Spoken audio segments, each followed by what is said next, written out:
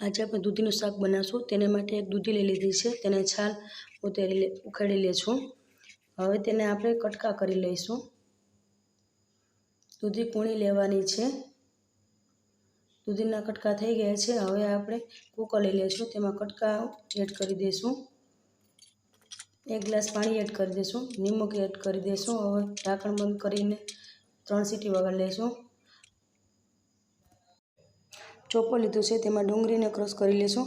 તેવી રીતે તે ટમેટાને પણ ક્રશ કરી લઈશું. હવે કૂકરનું ઢાંકણ ખોલીને દૂધને ચેક કરી લઈશું.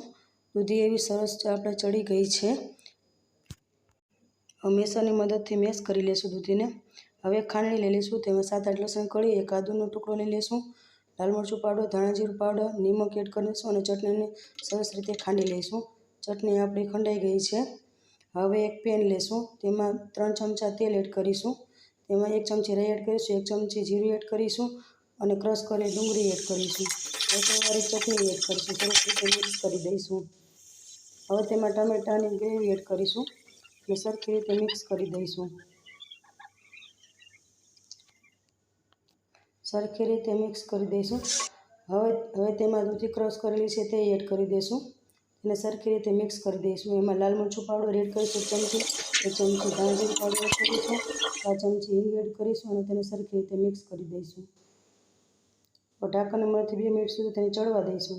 હવે તેમાં ગરમ મસાલો એડ કરીશું, પાઉંભાજી મસાલો એડ કરીશું.